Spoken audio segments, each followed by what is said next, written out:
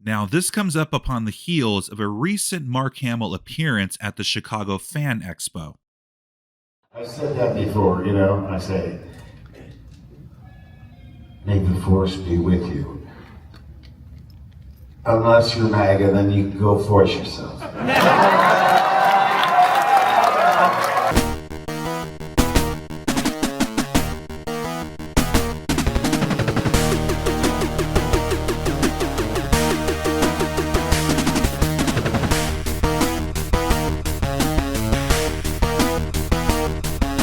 Basically, he just told you if you voted for Trump, then go fuck yourself. And if you agree with him, like some of my listeners do, that's fine. At least half the country shares that same sentiment. And if you don't agree with him, but you still appreciate his work, then that's fine too.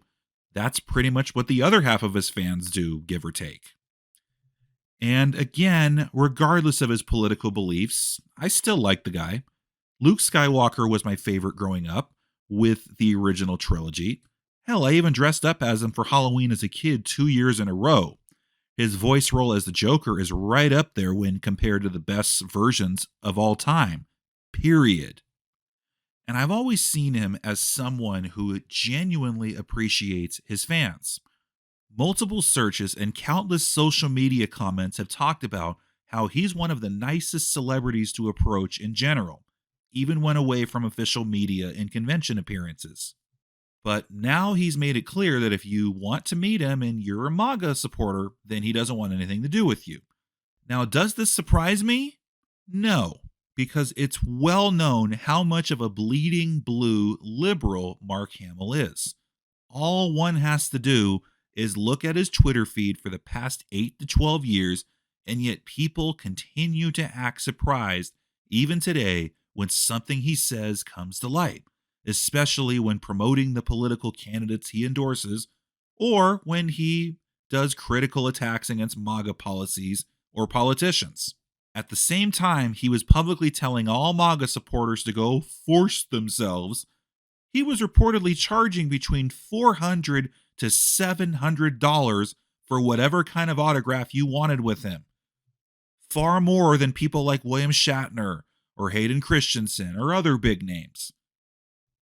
Now, do you know how much my ex and I paid for a photo with Stan Lee at the San Diego Comic-Con back in 2015? $85, which should be equal to around $110 today when adjusted for inflation. Now, yes, Mark is more famous than Stan Lee, but with Stan, he was in his early 90s, and at the time, you didn't know how much longer he had. And as it turned out, he was 2 years shy of retiring from convention appearances, and sadly, he died 3 years after we took that picture with him, making the demand to meet him at the time much more valuable. Now, regarding the price tags for meet and greets, autographs, etc., having been to several cons myself, I understand that one, for many people making appearances, the convention circuit is their way of making a living. If not, it's just a way for some extra cash. Two, for major celebrities or big name draws, a lot of times it's these promotions or promoters and events paying the famous individual a flat rate, and the upcharge is so the promoter can either make their money back or turn a profit. Three, they know that many people are not getting an item signed for sentimental reasons and instead will immediately turn it around and sell it for more on eBay. And four, they can charge that much because there are rich enough fans willing to pay the tags. Reportedly, Mark's line was really long, proving he pretty much can charge what he wants. Now, given that I said all that, does that mean Mark is free from criticism over the price tags? Hell no.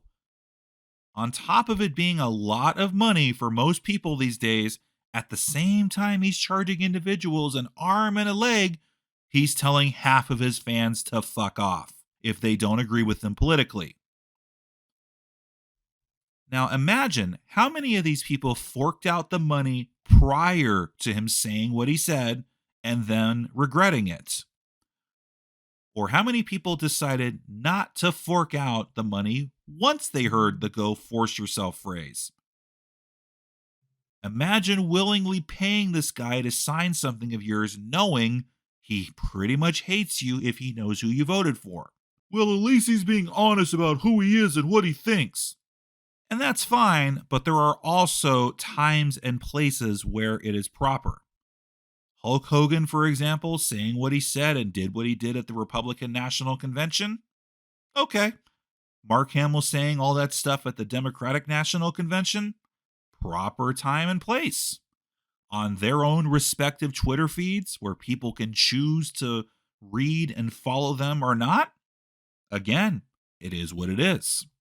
However, at a fan convention where political and religious differences should be set aside because of a mutual admiration for a piece of media or the work done by an actor or recording artist, that's not really where you should be telling half of your fans to go fuck themselves.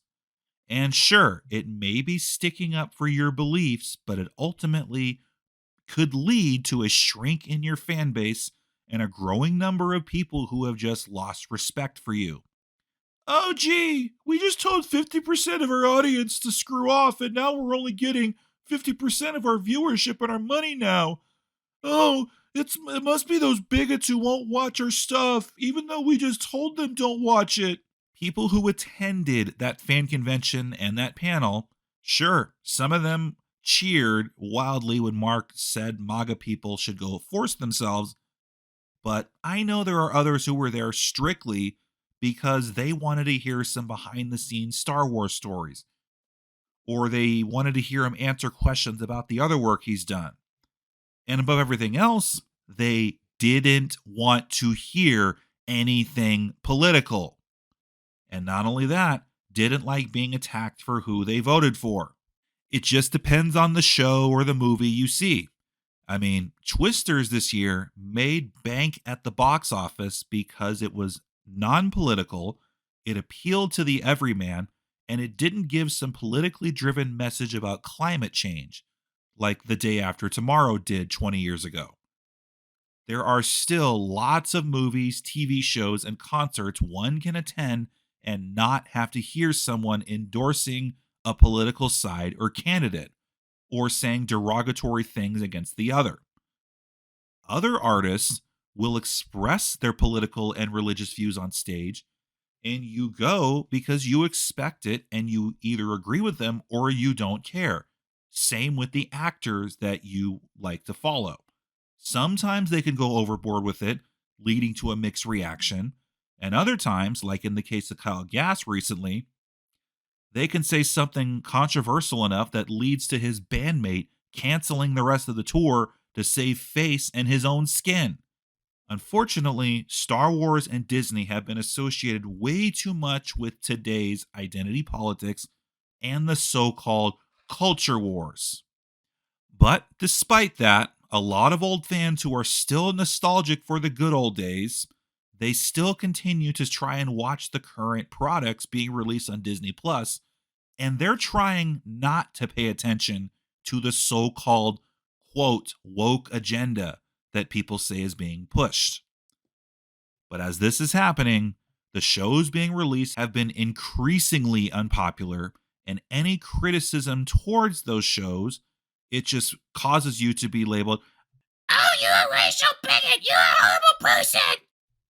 And such publicity has led to even more people turning against Lucasfilm due to the bad publicity from the toxic writers and the fans who still support it, and causing it to lose billions of dollars since the sale all those years ago.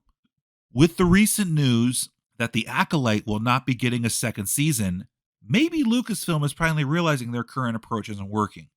Or maybe they'll finally realize it when they finally get rid of Kathleen Kennedy.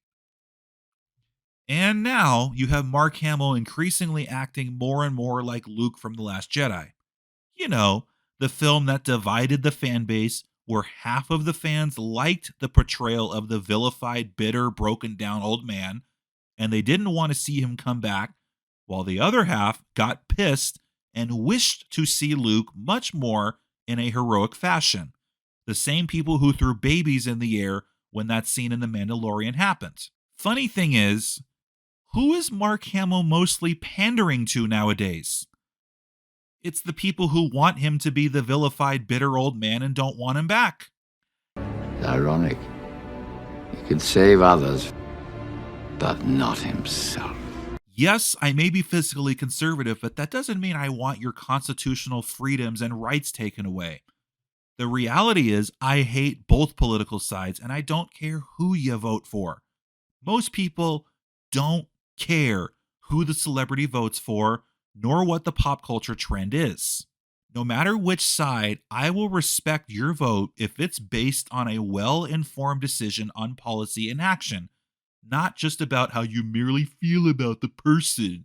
The only reason in podcast episodes why I give TT Burger 88 a bunch of shit for who he votes for, it's primarily because time and time again he shows how misinformed he is and gets increasingly dense when I prove as such. But he can vote for who he wants. Politics becoming pop culture has only led to further divisiveness, and it's disheartening to see it. And yeah, lots of celebrities on both sides, their entire identity is their politics, and that's all you seem to hear from them on their social media feeds. Suddenly, since 2016, everyone is a fucking activist. And the sad part is, most vocal of these celebrities and the higher-ups in Hollywood and entertainment pop culture, they clearly hate one side and want to make supporters of that side as unwelcome as possible. And Mark isn't the only big-name celebrity who is very outspoken as a Democrat, even within the world of Lucasfilm and Disney. Remember when a producer for the live-action Beauty and the Beast remake got slammed for tweeting the MAGA hat-wearing kids should be put in wood chippers? Remember when Pedro Pascal, the star of The Mandalorian, made posts comparing MAGA supporters to Nazis? Or made a Holocaust comparison?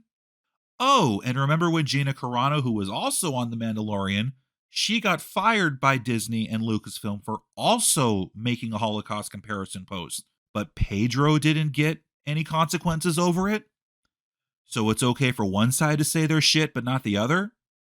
Yeah, freedom of speech is one thing, but the consequences should be applied equally. If you're going to come out and say no political discussions as a rule, then the outcome of clearly breaking that rule should be equal. No, that's because one side stands for hate while the other side stands for tolerance. Oh, okay. Which side stands more for tolerance? The side who will try to cancel you if you're not diverse the way they are? The side who just labels you as a blankist or a blankphobe or just calls you a World War II faction if you criticize a piece of work? The people that will call you names and say you side with evil oppressors if you choose to remain neutral or apolitical? The people who will look you up your social media feeds and get you in trouble because you liked a post from an account that they don't like? The people that will say if you don't support the same exact side that they're on that you're just an enabler and need to be banned? Come on, we all know that typically comes more from the left now than it does from the right. And outside of Lucasfilm, you've had Eminem dissing Trump and his supporters, saying that if he loses half his fan base, then so be it. You've had Alicia Moore, aka Pink, being quoted as saying if you oppose Roe v. Wade, then don't ever listen to her music again. We've been subject to Robert De Niro's tirades against Trump over the last few years, and we all remember Kathy Griffin's picture with a severed Trump head stunt. We've had Maxine Waters publicly encouraging her constituents to go harass people of the other side in public. If you see anybody from that cabinet in a restaurant, in a department store, at a gasoline station, you get out and you create a crowd. And you push back on them. And you tell them they're not welcome. The list can go on and on. And for those who are going to say that it goes both ways, okay, yes. Yeah, Ted Nugent and Kid Rock could be considered right-wing douchebags who have said stupid things. Marjorie Taylor Greene stupidly claiming April 8th solar eclipse was a sign from God to repent, when that eclipse, which I photographed myself, by the way, had been predicted and was well known ahead of time for decades. Yes, there are ass clowns on both sides who say and do stupid things. But in my observation over the last 8 years at least, it's been more from the left than the right. But like I said when I ranted about John Schaefer's involvement and arrest with January 6th, people need to stop seeing those who vote differently as the enemy. I really wish more people had the same mindset as expressed by one of my favorite heavy metal icons when he was on Joe Rogan's podcast. So if you're as passionate about something, there's someone who's the opposite. And that's okay. You can get along. You can talk about it. No one's right. No one's wrong. This is my life. I like living it this way. You like living your life that way. I totally get it. But we can coexist in this, and let's really be diverse. So, what's to come of Mark Hamill telling MAGA supporters to go pound sand if they voted for Trump? Honestly, nothing. In terms of bad publicity for Lucasfilm, there's really nothing damaging Mark can say or do that Lucasfilm already hasn't done 10 times over without him, thanks to the other shows and movies that have been released since The Last Jedi. Sure, there are a lot of people who agree with him, and then there are those who see his statements as, oh, well, screw him then. But I think at the end of the day, most people just don't care. They are willing to deal with Mark Hamill's political antics because to them, he's Luke Skywalker, or to them, he's the Joker. And that's what people want to remember him if they see him in public or want to get his autograph. And as long as he continues to have huge lines at conventions and people continue to pay his prices with no loss of income, then he can pretty much charge what he wants, say what he wants, and do whatever he wants. That's pretty much all I'm going to say about that. I'm Desert Coyote 22. Thank you for listening.